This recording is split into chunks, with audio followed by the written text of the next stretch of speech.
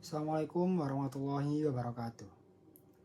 Perkenalkan, saya Muhammad Ananda Saputra dengan NIM 2210800245. Di sini saya akan menjelaskan materi pertama tentang creative thinking pada mata kuliah manajemen, inovasi, dan teknologi.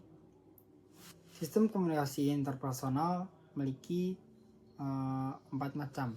Yang pertama ada sensasi, yang kedua ada persepsi, yang ketiga ada memori, dan yang terakhir ada yang berpikir. Pengertian berpikir. Pengertian berpikir berasal dari kata pikir. Menurut KBBI, pikir berarti akal budi, ingatan, angan-angan, pendapat atau timbangan. Sedangkan berpikir menurut Kamus Besar Bahasa Indonesia adalah suatu kegiatan mental yang melibatkan penggunaan akal budi untuk mempertimbangkan, menimbang, dan memutuskan sesuatu. Dalam proses berpikir, seseorang dapat mengingat-ingat, memperhitungkan, serta menyangka atau berperanggapan terhadap suatu hal. Aktivitas ini mencerminkan kerja intelektual untuk menganalisis informasi, mencari solusi, dan membentuk pendapat.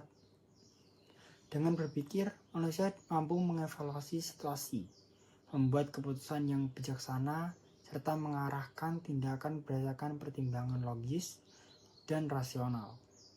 Maka dari itu, berpikir menjadi salah satu ciri khas penting dalam kehidupan manusia sebagai makhluk yang berakal. Pengertian berpikir menurut para ahli. Yang pertama menurut Flood and Rush dalam bukunya Psychology and Life. Berpikir adalah manipulasi atau organisasi unsur-unsur lingkungan dengan menggunakan lembaga-lembaga sehingga tidak perlu langsung melakukan kegiatan yang tampak. Yang kedua menurut Paul Mason dan Mark R. Rosenwitz, berpikir merupakan menunjukkan berbagai kegiatan yang melibatkan penggunaan konsep dan lambang sebagai pengganti objek dan peristiwa. Berpikir melibatkan penggunaan lambang, visual, atau grafis. Lalu terdapat macam-macam berpikir. Secara garis besar, ada 2 macam berpikir. Yang pertama, ada berpikir austik. Berpikir austik merupakan jenis berpikir yang lebih mengutamakan imajinasi, fantasi, atau khayalan tanpa mempertimbangkan kenyataan yang objektif. Pola pikir ini sering muncul dalam mimpi, lamunan, atau saat seseorang tenggelam dalam angan-angan pribadi. Misalnya, seorang anak yang membayangkan dirinya sebagai pahlawan super yang menyelamatkan dunia tanpa memperdulikan kenyataan bahwa ia hanya berada di kamar. Yang kedua ada berpikir realistis. Adalah cara berpikir yang didasarkan pada logika, fakta, dan kenyataan objektif. Pola pikir ini digunakan untuk memecahkan masalah secara konkret dan rasional. Sebagai contohnya, yaitu seorang pelajar yang menyusun jadwal belajar agar dapat menghadapi ujian dengan baik adalah wujud dari berpikir realistis. Dalam praktiknya, berpikir realistis terbagi menjadi 3 bentuk utama, yaitu berpikir deduktif, induktif, dan evaluatif. Berpikir deduktif adalah proses penarikan kesimpulan yang dimulai dari premis umum menuju kesimpulan yang spesifik. Dalam berpikir ini, jika premis yang digunakan benar, maka kesimpulannya juga pasti benar. Kemudian berpikir induktif adalah proses berpikir dari hal-hal khusus atau fakta-fakta spesifik untuk menarik kesimpulan yang bersifat umum. Meskipun kesimpulan bersifat logis, namun tidak selalu pasti benar karena didasarkan pada generalisasi. Yang terakhir yaitu berpikir evaluatif. Adalah kemampuan untuk menilai, membandingkan, dan memilih informasi atau gagasan berdasarkan kriteria tertentu. Bentuk berpikir ini sangat penting dalam pengembalian keputusan yang bijak. Nah, kemudian ada pengertian berpikir kreatif. Menurut Maxwell 2004, berpikir kreatif merupakan kemampuan individu untuk memikirkan apa yang telah dipikirkan semua orang, sehingga individu tersebut mampu mengerjakan apa yang belum pernah dikerjakan oleh semua orang. Kemudian berpikir kreatif adalah proses mental dalam menghasilkan ide, gagasan atau solusi yang baru, orisinil, dan bermanfaat.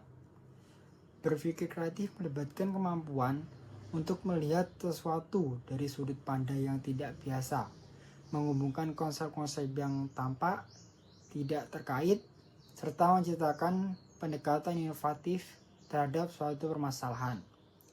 Proses ini tidak hanya bergantung pada logika, tetapi juga pada imajinasi dan intuisi.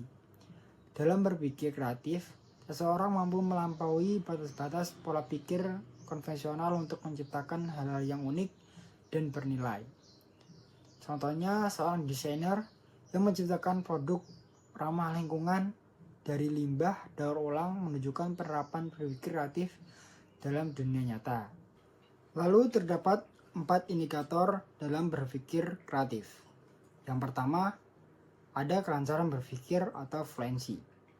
Kelancaran berpikir adalah kemampuan untuk menghasilkan banyak ide, jawaban, atau solusi dalam waktu singkat. Semakin banyak ide yang dapat dihasilkan, semakin tinggi pula tingkat kelancaran berpikir seseorang. Kelancaran ini menunjukkan fleksibilitas mental dalam menggali kemungkinan. Contoh, saat diminta menyebutkan kegunaan benda bekas seperti botol plastik, seseorang bisa menyebutkan banyak fungsi seperti pot bunga, tempat pensil, hiasan, dan lainnya. Kemudian indikator yang kedua adalah originalitas. Merupakan kemampuan untuk menghasilkan ide-ide yang unik, tidak biasa, dan jarang terpikirkan oleh orang lain. Ide orisinal biasanya menunjukkan kebaruan dan bukan hasil tiruan dari yang sudah ada. Contohnya, anak yang mengusulkan membuat lampu dari kulit jeruk kering menunjukkan pemikiran orisinal karena tidak umum. Yang ketiga ada keluasan berpikir atau flexibility. Keluasan berpikir adalah kemampuan untuk menghasilkan ide-ide dari berbagai sudut pandang atau kategori yang berbeda.